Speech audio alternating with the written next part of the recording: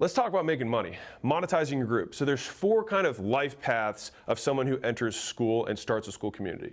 The first and easiest one is that you can just keep your community free forever. And that's totally fine.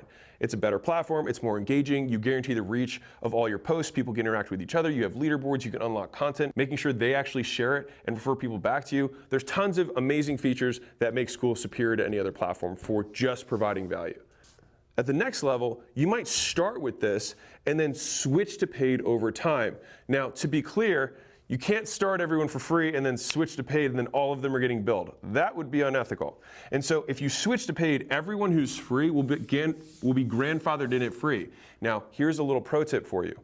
If you know that you're going to eventually go to paid, tell people when you're inviting them that this group will be paid in the future. And so they'll have a stronger incentive to join now. It puts urgency around why, like the big reason why they should join, because it's gonna be paid eventually. All right, and you can tell them you're gonna keep that price forever as long as you stay in, right? And so it gives them an incentive to stay and engage as well. So free, and then you switch to paid. Now after that point, anyone who joins now joins the party late after the party's already booming, and then you charge ticket for entry. Right? And that's recurring monthly. So that's option 2. Option 3 is that you keep your free community, right? You keep the same free community, and then you just start a second community where people can choose to join at a price of some sort. And you might get additional features, additional access, additional events, additional content, whatever that comes in this community that isn't here. And honestly, the best way to get people to want to join this one is to make this one awesome. The fourth path, and I just put it here for obviousness, is that you can just start a paid community, which is totally fine. But I like to show all of the paths because people are going to be starting at different points with different skill sets and different assets. Now, what are you going to price your community at? So just to give you some data, the majority of groups on Skool right now are between $19 and $299 a month. And that's a big range. And part of that comes down to what the group is about. If you're teaching digital marketing tactics to agency owners doing $20,000 a month or more, then you can probably charge a lot more because the value of the content you are delivering relative to how much they're going to make, there's a huge discrepancy, so you can charge more for it. On the flip side, if you're showing people how to water paint for kids, there's probably going to be a lower amount of budget that people are willing to spend on their kids, and even for the information relative to what's available online for free. And so that is kind of how you're going to dictate where on this range you go. Now again, you can go outside of this range. This is just to give you an idea of where most people are. You can obviously go above, you can even go below.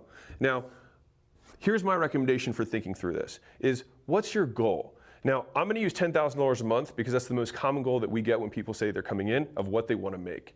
All right, so if I were to reverse engineer this $10,000 a month goal, I could either have 10 people at $9.99 per month, I could have 100 people at $99 a month, or I could have 1,000 people at $9.99 a month. Any of these would still accomplish the goal. The difference between these prices is going to be relative to who I'm serving and the value that I'm delivering and or the problem that we're solving. And so once you know the price that you're going to charge and you know what your goal is, all you have to do is reverse engineer the N, which is the number of units that you have to sell. And when I say sell, get people to join your community in order to accomplish your goal. If you want to take this a step further, you can even think about this from a daily goal perspective, which is how I like to do it. So if I know that I want to get to 100, then I know I have to add 3 people a day. And that's just to get to 100 a month. But if I did 100 in a year, then I can divide that by 12 and be like, okay, well I need to do, well shit, I don't know what the math is there. But not nearly as many per month. So I might have to just shoot for 1 every other day and I'll still be able to get there or even higher. All right, and so that's the thinking that I would like you to approach this with is, this is where most people are. You don't have to be there. For you, think about what goal you have and then reverse engineer the N that you need to get into your community to hit your goal. And then guess what? You can increase your goal.